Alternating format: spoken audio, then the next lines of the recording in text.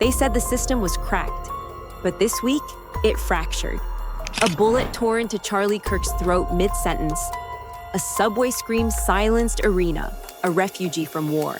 And Chandra Naga Malaya beheaded in front of his son over a washing machine.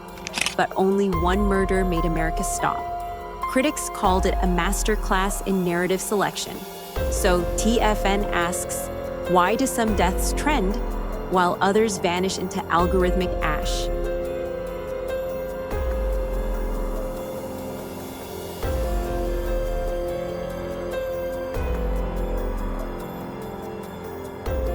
It happened at Utah Valley University, mid-Q&A, thousands watching. Charlie Kirk, shot dead in broad daylight. And before the blood dried, Donald Trump blamed the radical left. MAGA influencers torched timelines with Civil War hashtags. But then came the twist. The suspected shooter, Tyler Robinson, wasn't black.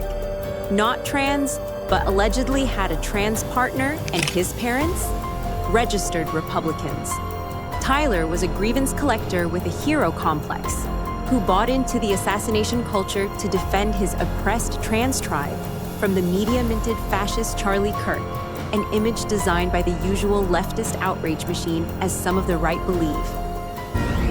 So Charlie Kirk's alleged assassin, Tyler Robinson, reportedly lived with a transgender partner in Utah, according to FBI officials. And Tyler wasn't alone. In fact, he fit a growing profile. What starts with a grievance ends with a gun. What begins as online rage ends with real blood. Experts have a name for it now: assassination culture. Investigations are layered. And really, when you go to look at this now, we're seeing this new ideation, which is assassination culture. Yeah. What does that consist of? Yeah. Starts out with a grievance. These are all grievance collectors, whether it's a mass shooter, a terrorist, or a political assassin. You add into that an ideology.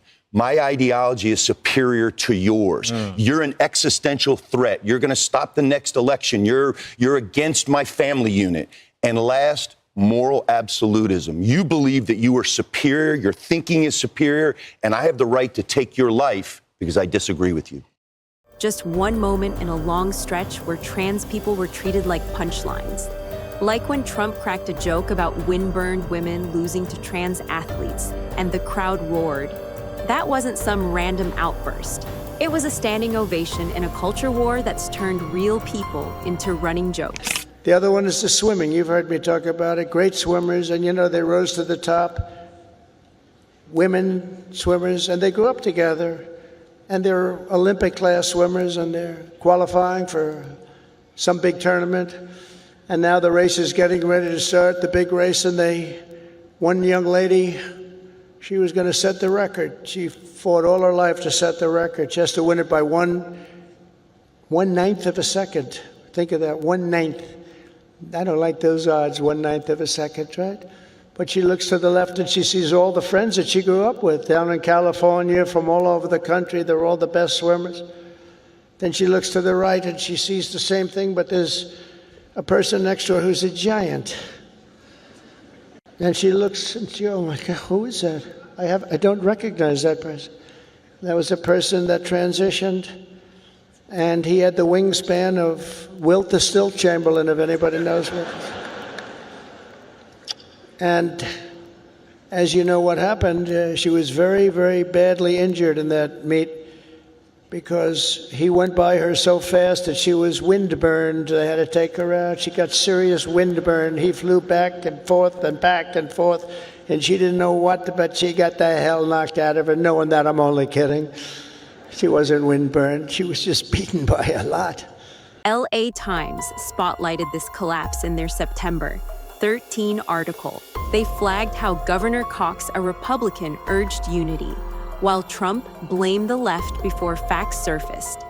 That's notable. He blamed radical left violence for what happened. Before he had any idea who the shooter was. Yeah, that's really sort of dangerous behavior coming from the top. And one thing we know from political science is that it is signals from the top from political elites and from people like President Trump, who a lot of folks on the right really look up to, that can really fan the flames of this kind of violence. So I hope he'll take different paths in the future, and I hope he'll follow the example of people like Governor Cox, also a Republican, who I think has shown extraordinary rhetorical leadership at this time. Critics warned, that's not leadership. That's gasoline. Different views, different approaches. One reality Charlie Kirk gunned down in front of his family. Reporting more about a gruesome discovery in East Dallas. And we do want to warn you that the details are disturbing. We also now have the mugshot for Jordanis Cobos Martinez. He's the man accused of beheading a manager at the motel where they worked. Now, that grisly scene unfolding this morning at Downtown Suites in the 3400 block of Samuel Boulevard. And as our Meredith Yeoman shows, it may have all started over a broken washing machine. From video of the suspect's arrest to when first responders arrived on scene, details into the beheading death of a motel manager are disturbing.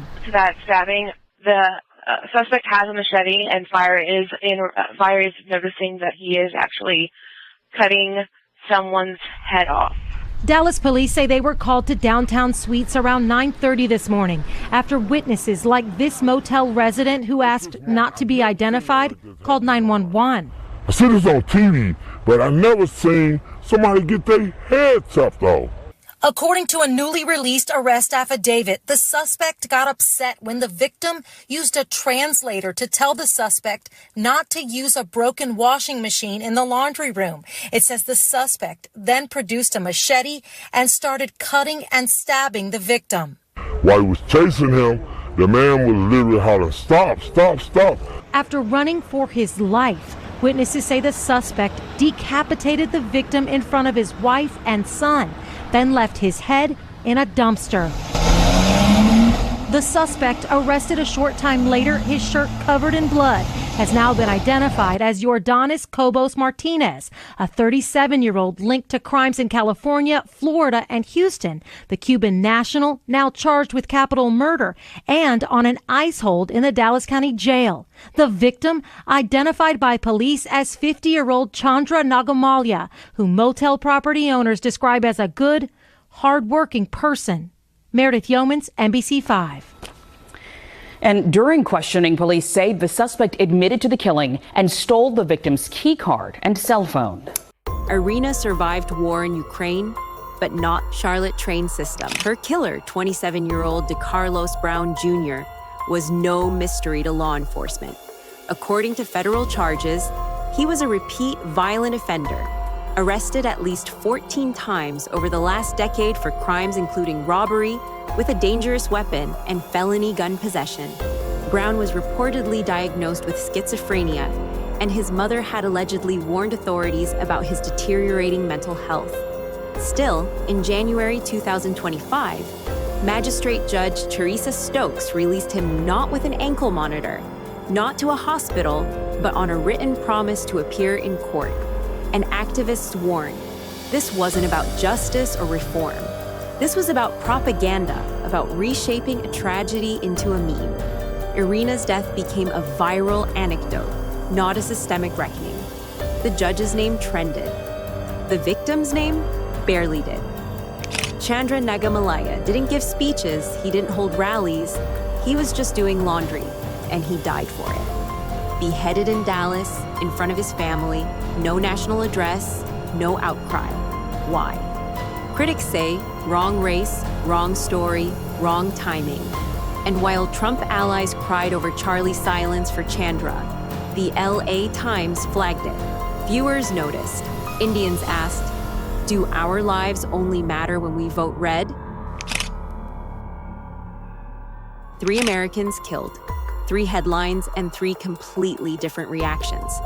Charlie Kirk's assassination dominated every feed because he had a platform, a podcast, a fan base, because he was famous enough to mourn. Iryna Zarutska, a Ukrainian refugee stabbed to death in a New York subway by a black man. That story barely trended. Why? Because the narrative didn't fit.